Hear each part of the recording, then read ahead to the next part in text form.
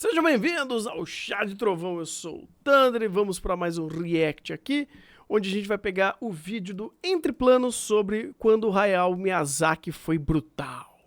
Porque a gente acabou de assistir Mononoke Hime, uma obra-prima, assim, uma coisa assim maravilhosa, uma obra de arte, assim, é maravilhoso. Então, vamos que vamos. Atenção, este vídeo tem spoilers. Sim. Quando eu falo o nome de Hayao Miyazaki, você provavelmente pensa em filmes deslumbrantes, obras poéticas e cheias de momentos encantadores. Mas tem um filme dele que logo nos primeiros minutos já causa uma impressão diferente disso. Princesa Mononoke, de 1997. Nele conhecemos um príncipe de uma aldeia que é amaldiçoado e que precisa então viajar para o oeste. Até que ele se depara com uma cidade presa num conflito entre uma líder industrialista e uma jovem que vive com os lobos. E a partir daí vemos como esse embate coloca em risco toda a natureza que cerca o lugar. E sim, esse é um filme repleto de imagens deslumbrantes e encantadoras, mas ele também é cheio de momentos perturbadores e até mesmo chocantes. Um javali enorme tomado por criaturas nojentas. Animais em estado de decomposição, explosões que dizimam dezenas de criaturas, braços sendo decepados por flechas, cabeças sendo decepadas por flechas, tiros que fazem jorrar sangue, protagonistas se esfaqueando, deuses tendo suas cabeças explodidas, antagonistas que perdem o braço com mordidas de lobos. É evidente que esse filme tem um nível muito maior de imagens perturbadoras em comparação com os outros filmes do Miyazaki. Em outras palavras, Princesa Mononoke é o Miyazaki em seu estado mais brutal. Mas por que ele decidiu seguir esse caminho com esse filme específico? O que está por trás de toda a brutalidade de Princesa Mononoke? Bom, são várias respostas possíveis para essas perguntas, e todas elas fazem a gente apreciar ainda mais porque Princesa Mononoke é uma obra-prima. O Miyazaki é daqueles artistas que faz as coisas com um propósito. Se ele decidiu ser muito violento e brutal em Princesa Mononoke, não foi à toa, teve um motivo. Aliás, a meu ver, teve vários motivos. Teve. O primeiro deles é para trazer uma das assinaturas do diretor, a quebra do maniqueísmo.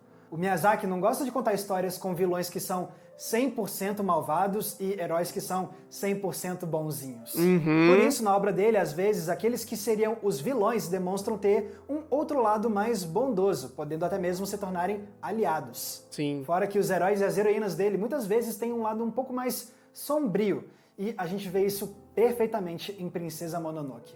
Começando pela Lady Eboshi, a líder da Cidade de Ferro que lidera os ataques contra a floresta. Ela tem tudo para ser aquela vilã clássica que é a encarnação pura da maldade. Mas depois a gente vê que ela tem outras facetas. A gente descobre, na verdade, que ela é muito admirada pela Cidade de Ferro, porque ela trata eles com uma grande bondade. Ela compra a liberdade de mulheres que estavam sendo escravizadas, ela dá emprego para os leprosos, ela cria uma comunidade unida e próspera, valorizando aqueles que são comumente excluídos pelo restante da sociedade. Tem também o outro antagonista, o Dikobo. Eu acho legal que ela faz justamente isso. E em Princesa Mononoke é sobre isso, inclusive. É cuidar do meu. Tipo, pô, ela cuida do dela. A San, a floresta, os mamacos, os javali, cada um cuida do seu. Eles querem defender o dele. A empatia pelo próximo, deixa pra lá, né? Deixa pra lá. Tanto que a eu esqueci o nome do protagonista. Eu esqueci o nome do brother. Enfim, o protagonista, ele é o que mais tem empatia para com o outro. Para com os outros, no caso.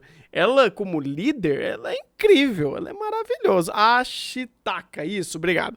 O Ashitaka. Ela, como líder, é incrível. Porque ela tá criando toda uma indústria para melhorar o seu povo, dar espaço para todo mundo, tratar muito melhor o pessoal da vila, né, do forte dela, do que todos os outros vilarejos que estão em volta sendo dizimados por samurais. Então, é um negócio muito forte. muito forte pela perspectiva de um ser humano, de um indivíduo que tá dentro da asa dela, ela é maravilhosa. E ela tem muitas atitudes louváveis a esse tipo. Só que do outro lado, ela literalmente tá atacando fogo no parquinho. Porque ela tem que minerar o parquinho pra pegar mais recursos e fazer a roda girar, né? Pô, ele não começa como um vilão, mas sim como um cara legal, que ajuda o príncipe Ashitaka por pura boa vontade. Com esses dois personagens, o Miyazaki mostra que os antagonistas não estão o tempo todo agindo por pura maldade. Não, eles são muito mais complexos que isso. E o mesmo vale para os protagonistas. Inclusive, eu vou além. Eu não acho que em Mononoke Hime existe o conceito de bom ou mal. Eu sinceramente não acho que existe esse conceito tão dicotômico entre bondade e maldade. Ou fazer o bem ou fazer o mal. Porque, tirando o Ashitaka, que é um ser mais empático, e a empatia geralmente é lida como algo bom, sabe? Até ele faz coisas ruins, né? Faz maldade, matar. Você pensa, todo mundo já fez uma kill no filme inteiro, né? Todo mundo levou um pelo menos. Então o conceito de bom ou ruim aqui, ele é muito mais amplo. É uma obra muito mais cinza do que isso. Isso é maravilhoso, inclusive.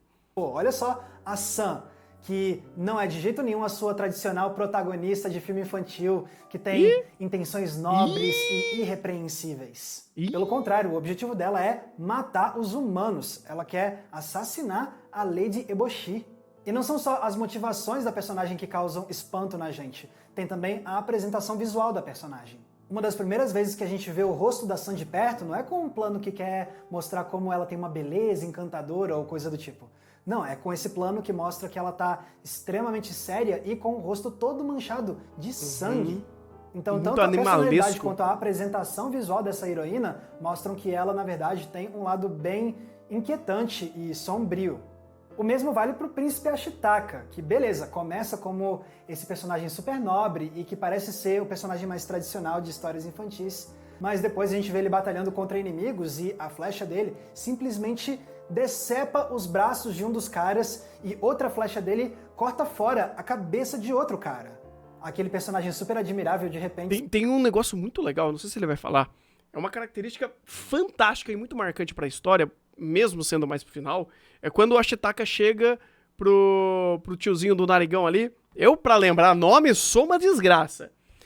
E ele fala, então, você vai devolver a cabeça do deus. Ou você faz isso por bem, ou você vai fazer isso por mal. Então, olha que interessante o ponteiro moral do personagem valendo ali de novo. Ele quer fazer o bem, mas ele vai quebrar alguns ovos pra fazer seu omelete. E é um tipo de personagem que ele tem esse ímpeto se precisar. Se precisar, ele vai recorrer à luta armada, porque ali não é um mar de rosas, ele não tá vivendo um passeio no bosque. Não existe isso naquele mundo. Se mostra como um personagem capaz de cometer atos extremamente violentos e que causam dor e sofrimento. Então, com toda essa quebra do maniqueísmo, o Miyazaki está mostrando pra gente que ele quer subverter as nossas expectativas sobre como personagens de uma aventura infantil devem se comportar. Ele quer demonstrar que a natureza humana é muito complexa e que as pessoas não podem ser facilmente julgadas e explicadas de forma muito simplista. E que é um jeito mais chamativo de trazer essa ideia do que usando uma brutalidade muito gráfica. É chocante, mas funciona. Mas toda essa brutalidade e violência também trazem outras reflexões que o Miyazaki propõe, especialmente se for para falar de ambientalismo. A defesa do meio ambiente é outra assinatura temática que a gente vê na obra do Miyazaki. E Princesa Mononoke talvez seja o filme mais ambientalista dele. Vamos lembrar que aqui a gente tem um conflito entre a humanidade e a natureza. A Lady Eboshi explora de forma predatória os recursos naturais, o que desperta a ira dos espíritos e dos animais da floresta, que começam a atacar os humanos, e aí a gente tem esse ciclo eterno de violência e uma guerra entre os dois lados. E nesse embate a gente vê cenas chocantes, de um jeito que a gente não espera de um filme voltado mais para o público infantil. Os humanos atiram com armas de fogo diretamente nos lobos e causam feridas profundas. Eles preparam armadilhas que explodem javalis aos montes, deixando assim eles mesmos rastro de animais mortos. a gente vê seres da floresta em estado moribundo ou até mesmo se decompondo de forma nojenta. E nem mesmo o Deus Supremo da floresta é poupado, já que, em uma cena, os humanos simplesmente explodem a cabeça dele. Então Miyazaki não quis seguir um caminho seguro para retratar a agressão contra a natureza. Você concorda comigo que ele poderia perfeitamente ter só mostrado florestas desmatadas e rios poluídos e coisas parecidas? Já daria conta do recado. Mas o que ele faz aqui é muito louco, porque ele mostra uma violência descabida geral. É endêmico a violência aqui. Ele é absorvido por todos os âmbitos. Porque não é só o humano contra a natureza. É um circuito complexo que é criado ali. Porque você pega a Lady Bush, a Lady, né? Ela tá realmente criando toda uma indústria de ferro e de armas ali. Porque ela também tem um monte de inimigo lá fora. Então você tem esse negócio de, pô, eu vou absorver mais recurso, eu vou minerar mais recurso pra ter mais recurso pra lutar contra os meus inimigos, porque os meus inimigos também estão tentando vir pra cá, sabe? E aí você gira esse conflito, essa roda de conflito. Dentro do lado do meio ambiente também. Pô, legal, ela tá fazendo cagada com a gente vai dizimar tudo, não vamos aceitar o bagulho, não, a gente quer ver porrada, quer ver violência, quer ver humano tocando fogo, e aí é o javali que quer fazer isso, é os lobos que quer fazer isso, são os macacos que quer fazer isso, então assim, é generalizada, a briga ali, a violência, o ímpeto da morte ali é generalizado pra todo mundo. Então torna até esse âmbito da brutalidade muito melhor. Porque não é de um lado pro outro. É de todo mundo pra todo mundo. É um Battle Royale o bagulho, rapaz. É todo mundo tacando tiro em todo mundo. É caótico até. É uma violência caótica, mas ainda assim muito bem embasada pra passar tanta coisa, sabe? Tanta linguagem do filme, a mensagem que ele quer passar, as várias mensagens, as várias sequências, sabe? Toda a montagem de uma cena através da violência, dando um intuito em cima disso, é fantástico, é fantástico. Sem chocar demais o público. Mas não, ele foi além e mostrou a violência sendo infligida aos animais, e de maneira muito gráfica. Porque Miyazaki não queria que a gente olhasse e pensasse, ah, nossa, que triste isso que estão fazendo com os bichinhos, né? Não, ele queria que a gente olhasse e pensasse, meu Deus, que horror! A brutalidade tá ali pra gente sentir de forma visceral o quão assustadora não só com os animais, que a gente pratica mas com os humanos também. É uma tentativa de despertar a gente pelo choque mesmo, para a seriedade que é cuidar do meio ambiente. Mas não são só os humanos que assustam nesse filme, porque em vários outros momentos o Miyazaki mostra como a natureza também pode ser muito perturbadora. Beleza, a gente tem várias cenas que nos causam deslumbramento com a floresta e com seus habitantes. Mas a gente também tem os Kodamas, que são esses espíritos inquietantes da floresta. Ou então os macacos, que são representados como silhuetas com olhos vermelhos e com uma fala muito lenta, dizendo que eles querem matar e talvez comer os humanos. Já os lobos, que são a família da Sam, também conseguem botar bastante medo nos espectadores. E não dá para esquecer, é claro, do deus da floresta, uma espécie de alce celestial com um rosto humano apavorante. E por onde ele pisa, a natureza desabrocha e apodrece em questão de segundos. E quando esse deus é morto, a gente vê ele tomar essa forma humanoide gigantesca e assombrosa. Mas se a intenção é defender a natureza com esse filme, por que retratar ela como sendo algo também assustador? Por que não só representar a natureza como uma bela vítima frágil das ações da humanidade? É aí que a gente volta mais uma vez para aquela quebra do maniqueísmo que eu comentei agora há pouco. O Miyazaki quer lembrar a gente que a natureza não é essa entidade totalmente indefesa. Pelo contrário, se a gente machucar a natureza por tempo suficiente, ela pode perfeitamente se voltar contra nós. Algo que, a propósito, a gente vive hoje em dia na vida real com as mudanças climáticas causadas pelo aquecimento global. Bem-vindo à ebulição global! Como algo que também consegue ser assombroso é uma advertência, para lembrar a gente do poder que a natureza pode ter caso ela decida dar o troco Sofra na as gente. consequências dos seus se esse atos. é o caso, não seria mais inteligente repensar como a gente trata a natureza? Até porque, no fundo, nós humanos não somos algo separado da natureza, certo? O que nos leva ao terceiro propósito por trás do uso da brutalidade em Princesa Mononoke. Quanto mais a trama de Princesa Mononoke avança, mais o Miyazaki vai borrando essa linha imaginária que supostamente separa os humanos da natureza. Porque uma das grandes temáticas que essa obra levanta é qual deve ser a essência da natureza humana. Durante um bom tempo no filme parece que a essência humana é usar a nossa engenhosidade para causar devastação aos outros humanos e ao meio ambiente. Sim. E é isso que leva ao cenário Existe catastrófico bastante isso. lá do terceiro ato, com o Deus da Floresta pronto para destruir tudo depois de ter sido morto pelos humanos. Mas Tem uma cena, cara, que eu acho muito mais emblemática pra mostrar a ideia da força violenta ou a engenhosidade humana ou esse ímpeto de violência natural, se eu posso dizer dessa forma, quando você tem uma tropa de humanos vestidos de javali embrenhando ali no meio. Porque aquilo, cara, beleza, quando você tem uma guerra de humano contra humano ali, quando ele tá mostrando, principalmente com a galera do forte que já tem arma de fogo e só senta o aço em todo mundo, é brutal, é literalmente um massacre, é um massacre. Quando você tem os dois exércitos, os dois grupos, indo até ao espírito da floresta, você tem algo muito mais engenhoso ali.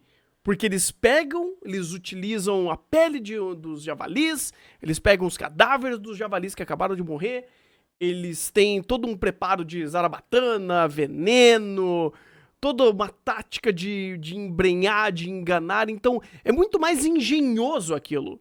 Aquilo é menos tecnológico e mais... Não seria natural, eu não sei se é a palavra certa pra isso, mas é uma coisa que depende muito menos de artifícios mecânicos ou de uma tecnologia de armas de fogo, por exemplo. É uma tática de guerrilha, basicamente, porque eles vão fazendo isso e uma coisa muito mais... muito menos tecnológica. Pô, literalmente ele pega as peles de javali, se reveste e embrenha. E vai. É um negócio muito mais... sei lá, mal. Não sei se eu posso usar esse termo. Porque quando ele faz isso, ele tem um intuito muito mais maquiavélico de embrenhar e matar, e você já tá chegando no final, quando eles já estão de fato caçando o deus da natureza, né? A entidade da natureza. E todo esse trecho, inclusive, é muito mais mal pelo mal, é mais diabólico, é mais imoral, talvez? Eu não sei a palavra correta disso. Mas é muito mais impactante pra mim, pra mostrar de fato essa violência que o ser humano também tem e que é também cabida da natureza mal do ser humano, ou que ele pode fazer naturalmente mal quanto a isso. Não que o ser humano é naturalmente mal, mas nessa situação ele estava usando de fato muito a maldade dele pra chegar nos fins. Mas quando tudo parece perdido, a solução não vem por meio de mais violência. Ela vem por meio de uma oferenda de paz. O Ashitaka e a Sam pedem desculpas ao Deus da Floresta e devolvem a cabeça dele. E assim, o equilíbrio é reestabelecido. Errei, fui moleque. Os Foi humanos real. param de agredir a floresta deixa os humanos viverem e agora existe a promessa de uma convivência melhor. Em vez de violência, harmonia. Sim. Inclusive, isso é simbolizado por um objeto muito específico desse filme. A adaga que a irmã do Ashitaka dá de presente para ele quando o príncipe tem que ir embora da vila no começo da história. Por mais que ela seja proibida de falar com o irmão nesse instante, ela decide quebrar o protocolo para se despedir e presentear o irmão. E quando é que essa adaga vai reaparecer? Lá na frente, quando o Ashitaka deixa a adaga de presente para San, numa tentativa de relembrar que ela também tem um lado humano, por mais que ela negue isso e se identifique como uma loba. E mais tarde, lá no clímax, quando a San tem um momento de fúria, ela vai e fere o Ashitaka com essa mesma adaga. Mas logo em seguida, o príncipe abraça a San e pede que ela o ajude a salvar a floresta e os humanos, que, a princípio, a San não quer salvar. É esse o ponto de virada em que a San assume e reconhece o lado humano dela e usa isso para criar compaixão pelas demais pessoas. E atacar Sendo o assim, outro com essa uma adaga parte do serve mano como dela. um grande símbolo. Ela é literalmente uma arma, mas ela tem o seu propósito subvertido. Ela deixa de ser uma ferramenta de dor para se transformar num símbolo de conexão, um símbolo de cultivar relações, do ato de celebrar a vida. Mais uma vez, é o ato de trocar a violência pela harmonia. É assim que Princesa Mononoke defende que humanos não podem ser definidos como os animais que usam sua inteligência elevada a serviço da destruição. Como aquelas cenas brutais já deixaram bem claro, isso só pode trazer horror e tragédia. Em vez disso, os humanos devem ser definidos como os animais que usam a 100% inteligência não é o servo da para história. cultivar tanto a humanidade quanto a natureza. Porque, no fim das contas, não existe de verdade essa separação. Somos todos uma coisa só com o mundo. E é somente por meio dessa harmonia que, no final, tudo pode ficar bem. Lógico, a gente pode penar menos muito pior. para chegar nesse ponto e até mesmo ficar com algumas cicatrizes. Essa cicatriz é Mas o legal. Miyazaki quer passar para o público dele, especialmente para o público infantil dele, uma mensagem positiva de que é possível alcançarmos um futuro melhor se a gente sempre lembrar qual deve ser a verdadeira natureza humana. Então, como a gente acabou de ver, de fato, Princesa Mononoke é o filme mais brutal de Miyazaki. Mas isso não é gratuito. Existe um propósito por trás dessa brutalidade. Inclusive, de novo, eu falei no final do filme, né, que eu assisto em live com o pessoal, então se você está vendo esse vídeo, convido vocês também a participar das nossas lives lá na Twitch de segunda a sábado a partir das 2 da tarde. E se você quiser ver as gravações, tem o clube de canais aqui embaixo, onde eu deixo no nosso servidor do G-Drive, né, do Discord, todas as gravações que a gente faz. Mas enfim, jabá feito. Essa parte de... Meu Deus do céu, esqueci o que eu tava falando. Parabéns. Pera aí. Isso não é Deixa eu pegar o fio da meada. gratuito. Ah, tá. O lance da violência nesse final. Sim. Pô, é brutal. É brutal. É muito brutal. É assim, é uma guerra... Tava todo mundo tacando pedra, tiro e bomba pra tudo quanto é lado. Mas esse final é muito otimista. E eu não vejo problema algum nisso.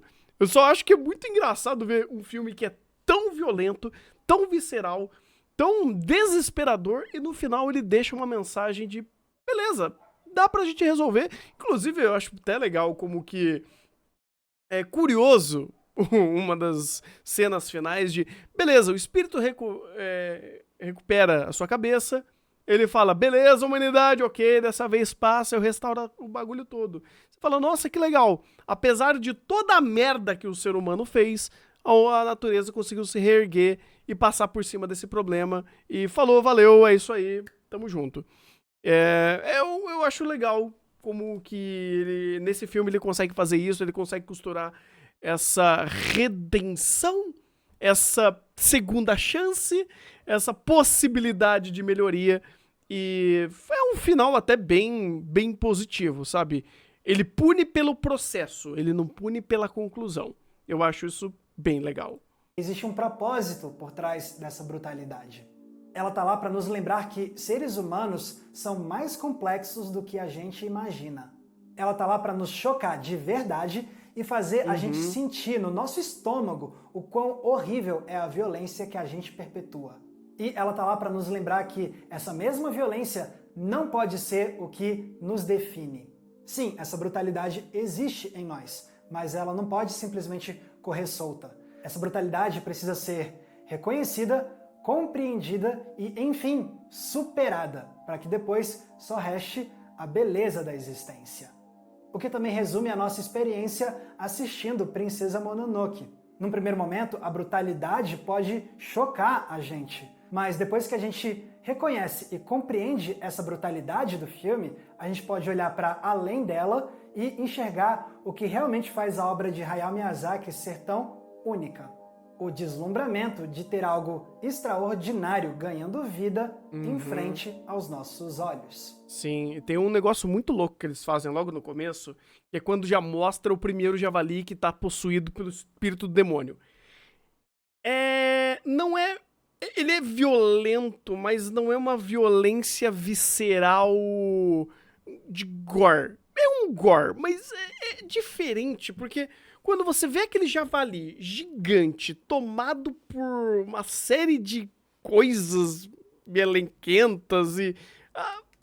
vermes, vamos dizer que são muito de verme aquilo. Um monte de verme se mexendo de forma não natural, nojenta. Ele ele já dá um soco. Ali ele já dá um soco. Ele fala, opa, seja bem-vindo a Princesa Mononoke e agora você vai ser chocado daqui pra frente. Agora você vai entrar na ótica que eu quero. Porque aquele javali é muito forte nisso. Ele já é um bicho grande, um bicho violento, um bicho descontrolado, nojento, com uma camada de coisas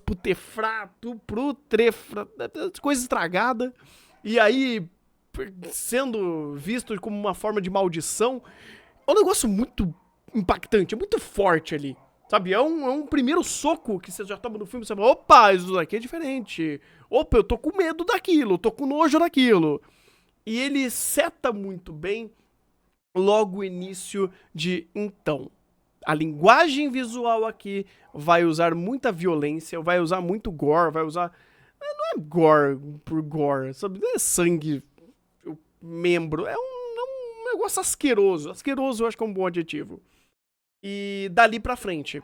E alguns momentos também tem esses elementos asquerosos ou que são muito mais difíceis de você condensar, como, por exemplo, um javali sendo decompondo, ou o outro espírito do javali, né, o outro javali ancião, também tendo essa podridão toda, tomando o corpo dele, indo pro lobo, passando pelo humano, a mão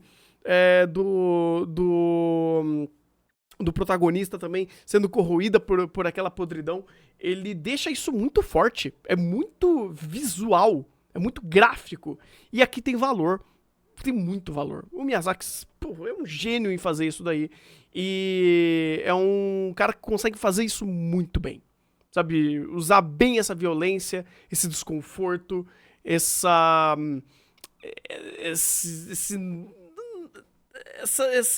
elemento asqueroso na sua história como uma forma de também passar esse sentimento, também passar essa mensagem, também passar esse tom. E ele faz isso muito bem, muito bem. Olha, eu vou ser sincero, eu tava com muita saudade de lançar uma análise sobre um filme do Miyazaki. Eu acho que já fazia 3 anos que eu não lançava um vídeo desses. E eu espero que vocês tenham gostado também e também tenham matado um pouco dessa saudade. E pessoal, lembrando, gente, matou. Se vocês querem A gente ajudar assistiu agora há pouco. Foi forte. Vocês foi têm forte. algumas opções. Uma delas é usar o botão de valeu demais, que tá aqui embaixo. Tem um valeu aí. Manda valeu pra ele. Manda valeu pra nós também. Você escolhe o valor e deixa um comentário que vai ficar destacado com uma corzinha diferente. Mas se vocês quiserem ajudar a gente com um valor que entra todo mês de forma recorrente, vocês podem ir na nossa campanha do Apoia-se. E aí vocês podem ganhar acesso a conteúdos exclusivos que eu preparo para os nossos apoiadores, incluindo o nosso querido Cineclube Entre Planos. Inclusive, Princesa Mononoke foi um dos filmes recentes que a gente debateu no nosso Cineclube. Agora, se quiserem me ouvir falando ainda mais sobre cinema, vocês podem escutar o meu podcast, o Cena Aberta, que sai 2 vezes por semana. E vocês também podem me seguir nas redes sociais. Sabia que ele fazia podcast com a Mikan. Mais uma vez, muito obrigado pela audiência, um abraço e até a próxima sessão. Falou! É nóis. Muito bom. Inclusive, em breve vai ter esse daqui também. Mas esse, a Importância do Vazio, eu já vi um bom tempo atrás, a gente vai ver de novo. eu vou ver ele só depois de ver uma lista de filmes que eu tenho do Miyazaki aqui pra ver, porque o pessoal ajuda bastante a gente aqui em live, também ajuda, né, pra pagar um pouco mais das contas, que tá difícil. Aí o pessoal manda aqui, usando esse poderoso quadrado aqui embaixo do Pix, e me mandam pra ver algumas coisas, e estamos aí pra ver em breve Castelo Animado, Náusica, O Conto da Princesa Kaguya, Serviço de Entregas da Kiki, O Mundo dos Pequeninos, Sussurro do Coração e Vidas ao Vento. Então, toda essa sequência aqui do Miyazaki, a gente vai ver. E eu acho que no servidor já tem o Totoro. A gente viu um tempo atrás o Totoro. O Totoro e Chihiro. O Totoro e Chihiro. A gente já tem lá no servidor. Então, estamos atualizando aí a nossa lista de filmes maravilhosos do Miyazaki. E é isso aí. Então, esse foi o vídeo do Entre Planos, vídeo excelente, falando sobre a brutalidade do Miyazaki. O Miyazaki sendo brutal, jogando Mortal Kombat, muito bom.